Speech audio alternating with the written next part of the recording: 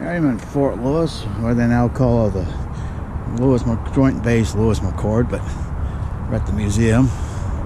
I'm at the museum. I'll show you some of the vehicles they have. There used to be a hot missile there, medium tank for World War II, Korea, I think. APC, that's fairly recent. Tank from World War II. This one everybody knows, that was the Sherman.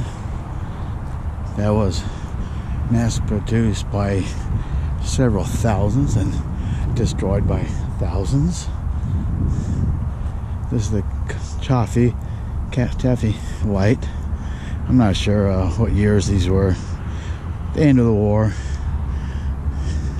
MLRS. That's a real light tank there. There's the museum. Used to be the Red Cross Hotel. I always like going to these museums. They have a lot of cool old stuff. Kind of a half track made as an anti-aircraft thing. And it's showing its age. Another light tape. That's probably for World War I there. I have to go check. And we had one of these full hood that actually worked. It wasn't the best sounding thing in the world, but they say they're still used by other countries. So they have a good selection of vehicles here. Let's see what this one's all about here. It says 1945 there. Stuart Light in 40s.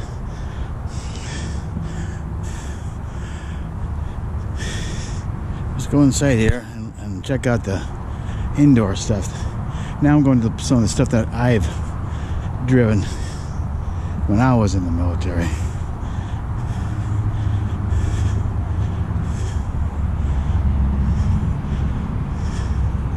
These, they took one out. The one I used to drive was right here. This is Korean. I think this is, yeah. No, this was, I think, before my time.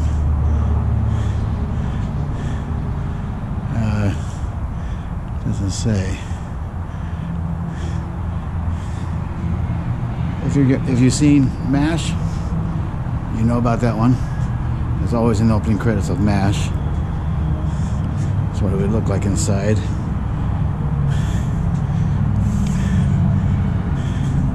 And they carried a artillery piece, that thing behind it. That's what they carried rounds in. They always would follow it. This I drove before, pain in the butt to get in and out. That gamma goat they called it. I think that's a Detroit, yeah, that's a Detroit diesel. Just like my track had. 6-wheel drive. If you get stuck in something like this, then you're a bad driver. That's the theory. Troop movements, radio, you could use a little bit of it for everything. Light weapons carrier. This is fairly recent here, this right here. They tried to do a light infantry here back in the 80s and 90s. I guess it didn't work out. But this tank, I don't know when this tank was done. Greyhound armored car in the 40s.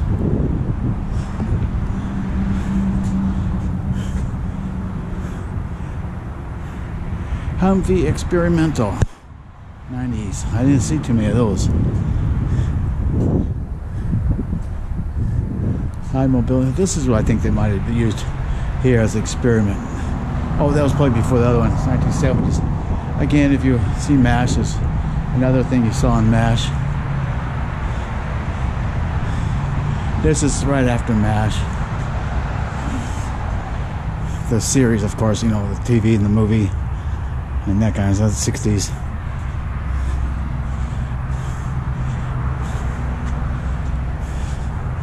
Then out there you see the M60 tank, which was the last main battle tank before the Abrams. Some stuff they got from the Iraqi army during the time that we went to war with them. And over there on the other side of our tank there, some of our newer stuff, our new APCs, stuff like that. So if you guys want to go check this out, this is kind of a fun thing. And inside the museum there, everybody knows Storm and Norman from There's a Storm. He ran it flawlessly, did a great job running that war. His Jeep is in there because by the time he left here as a Corps Commander, 3-star General, they were going to Humvees. So he wanted a Jeep to be on display, so he had it where his Jeep was signed over to the museum, so the museum can have a piece of history. So here we are.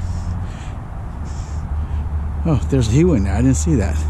Inside the building there is a Huey, which was prominent when it came to Vietnam. Everybody knows about that.